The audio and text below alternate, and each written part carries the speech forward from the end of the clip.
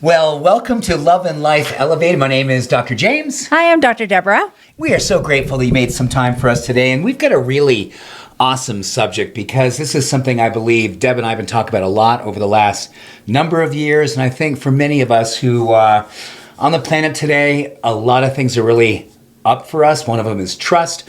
One of us is feeling a sense of vulnerability and openness. And we're going to talk a lot about oxytocin today. It is a hormone that kind of acts like a neurotransmitter.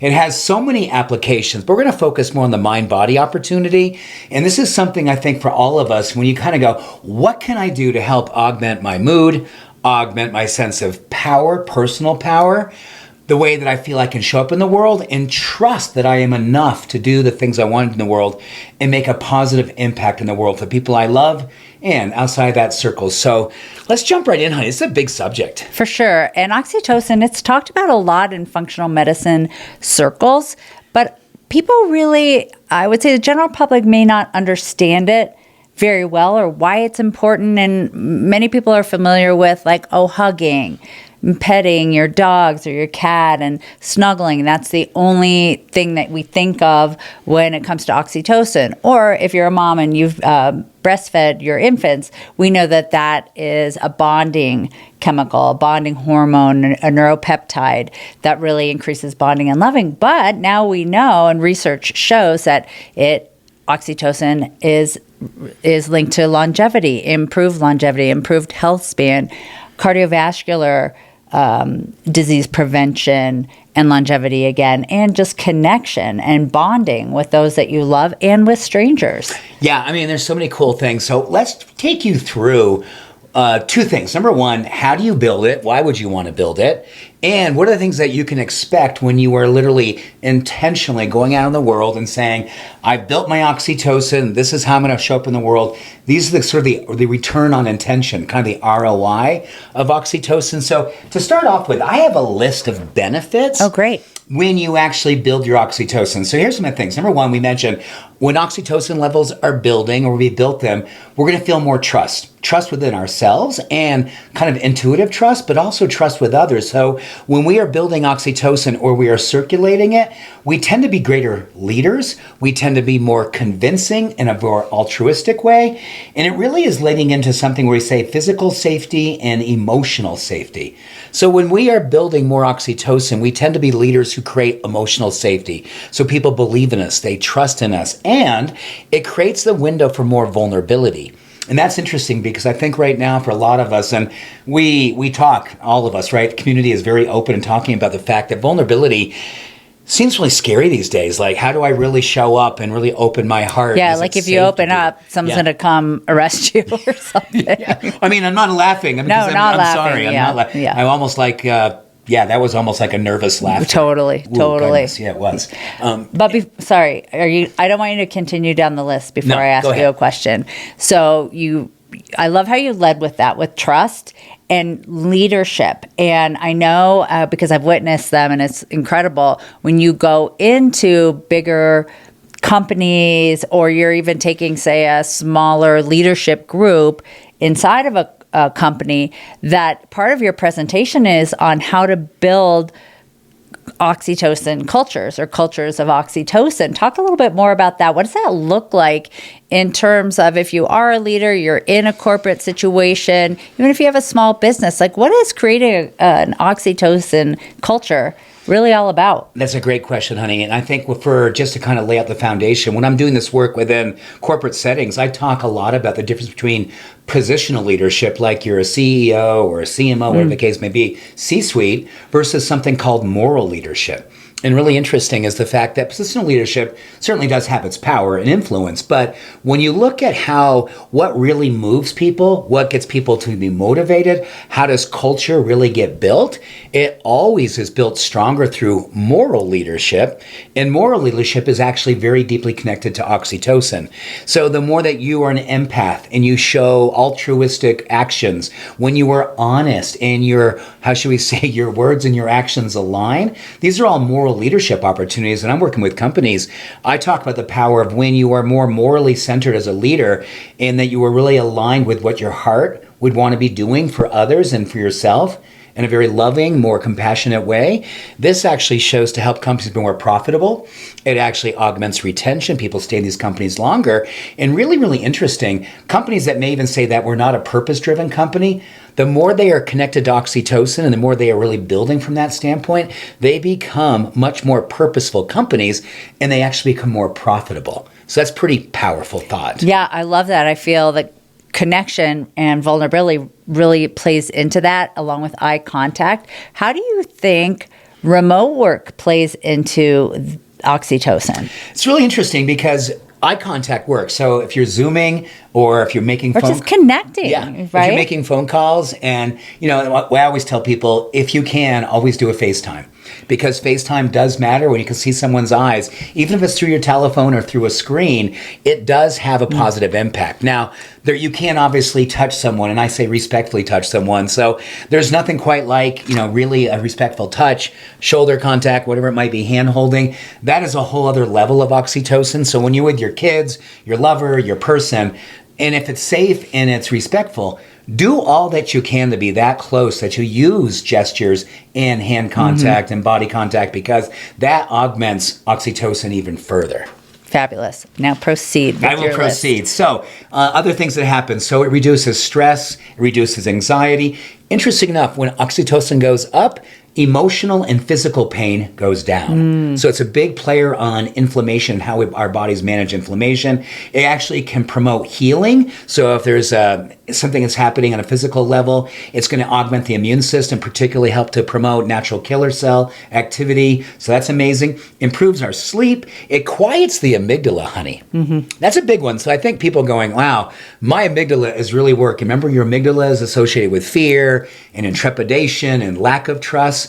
So when we're building our oxytocin, our amygdala literally starts to become more quiet, and our prefrontal cortex and our limbic system start to be running more of the show. Less fear, more trust, more courage, more compassion, and of course, empathy. And I love this one. This one makes sense, but they actually brought it out in the science. When we are more oxytocin oriented, we tend to be a much more loyal partner, a loyal friend, and we gossip less. And I love that study because it's a tough one. A lot of people talking about people. That's just what we do, unfortunately, in times like these. So as you're building oxytocin, you tend to be a more loyal, faithful friend, and you diminish your level of talking about others when they're not right there.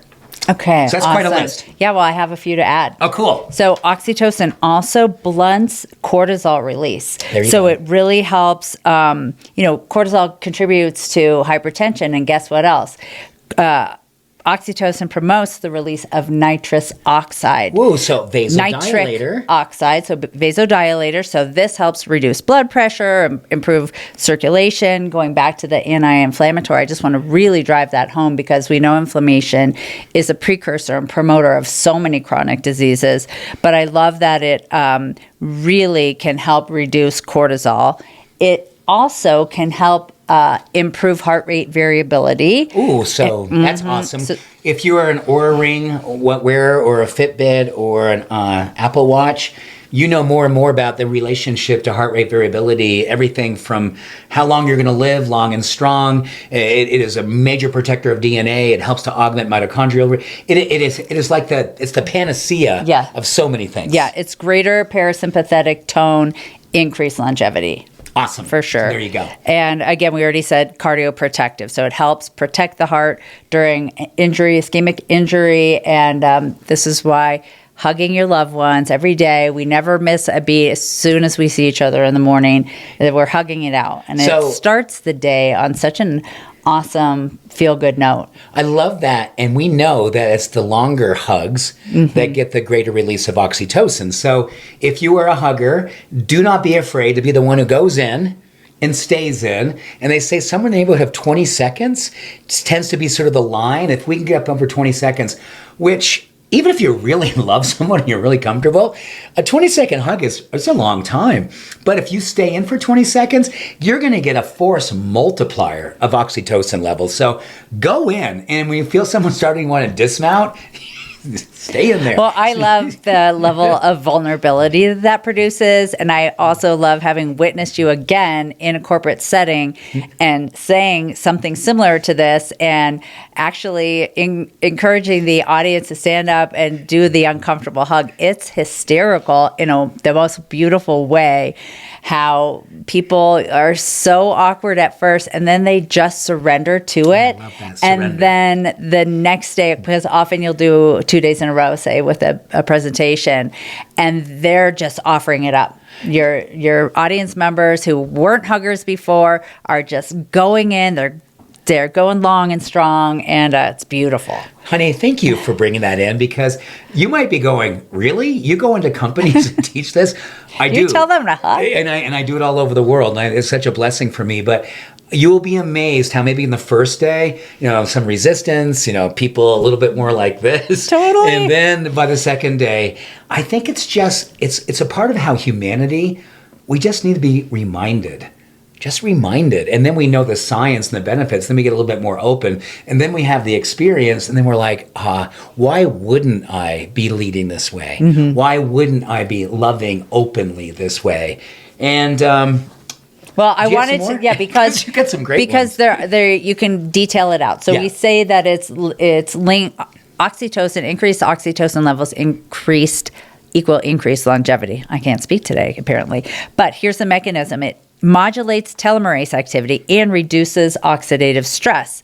So it helps slow the cellular aging process and preserve mitochondrial function. And we are lovers of mitochondria. Can we just talk a little bit about telomerase? It's a great Scrabble word, but here's what it basically is. It's the enzyme that literally feeds your telomeres, and telomeres are what protect your DNA. So when your telomeres are long and strong, that is a buffer to actually protect your DNA. And telomerase is like, the more oxytocin you have, the stronger telomerase release, and that strengthens and lengthens the way you protect your DNA. Honey, that's awesome. Mm-hmm. And we have talked about this in the inner circle. We went deep last month in connection and why it seems like the most boring topic about being connection, creating community, but it is so deep and so important.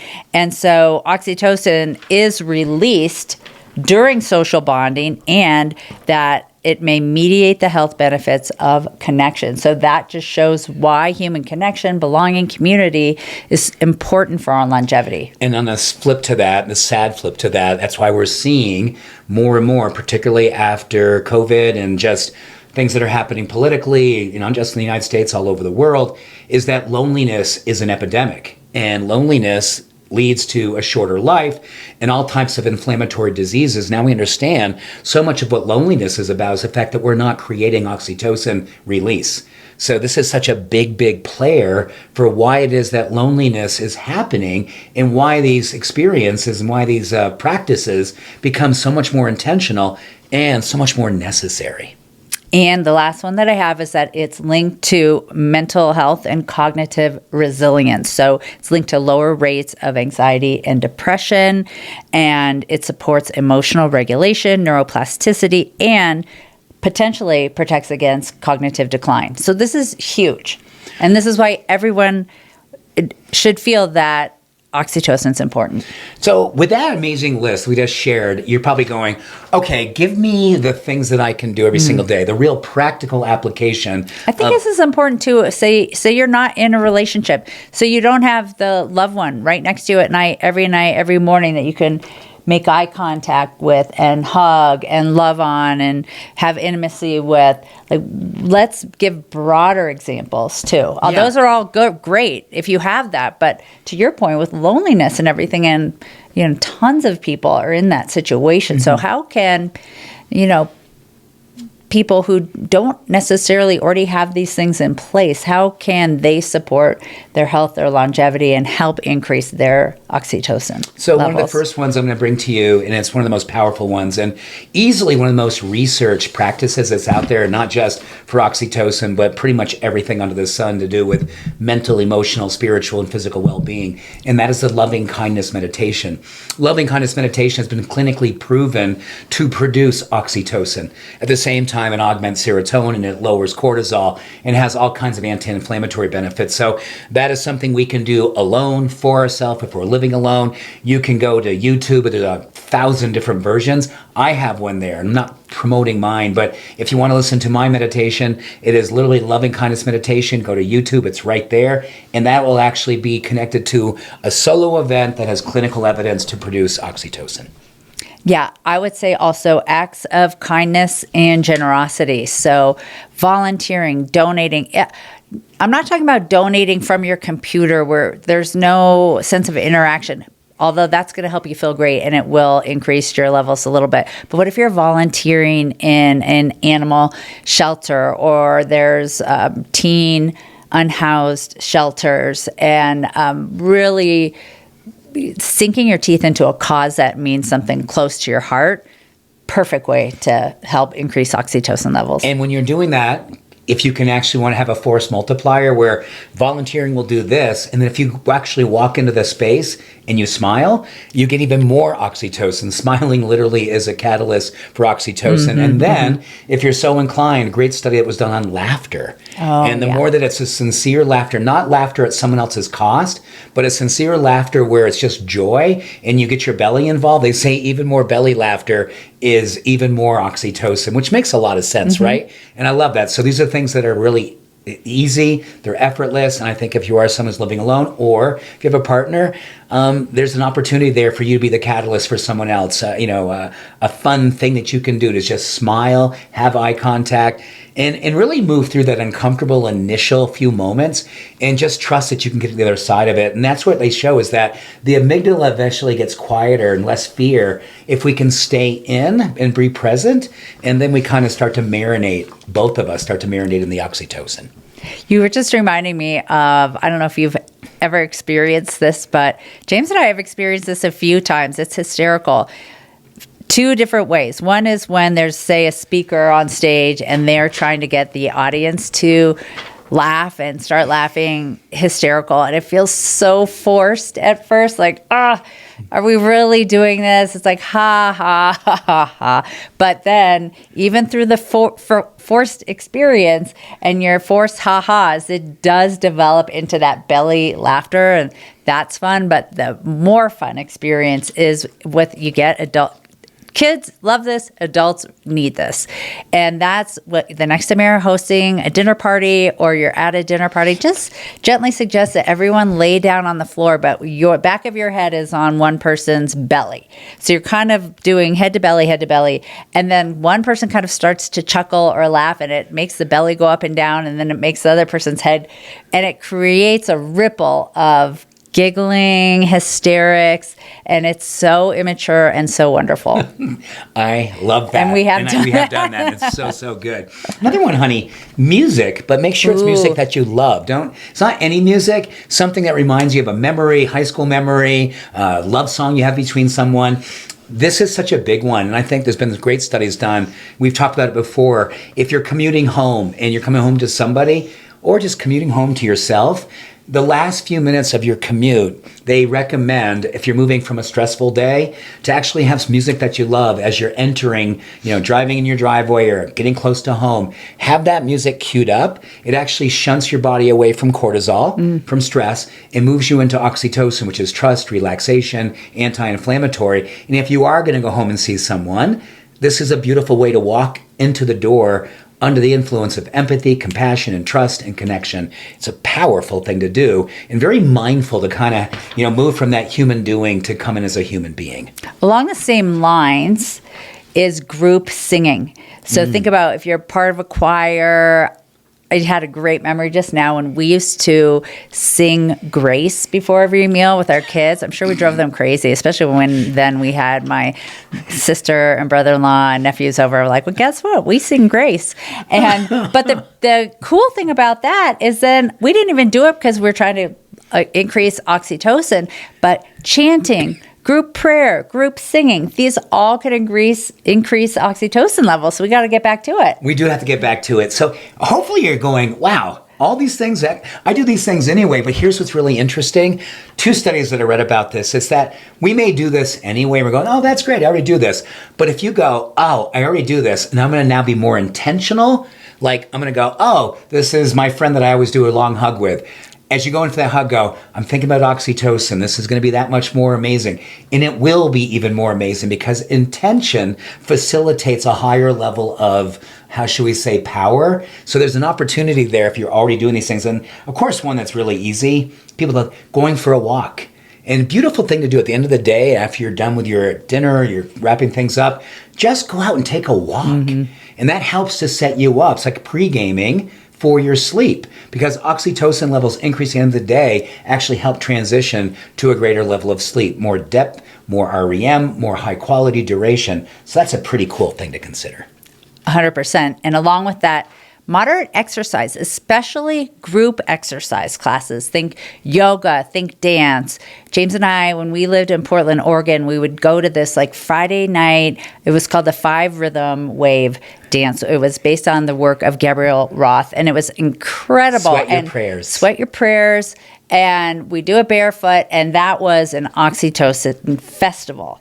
And so great. And again, if you're somebody who you live alone, group exercise classes, great place to meet friends, do bonding, and you're all under the influence of this like awesome music, powerful movement, and then oxytocin levels are flowing. All that chemistry of community is real, and it's also a chemistry of contentment. People just possibility.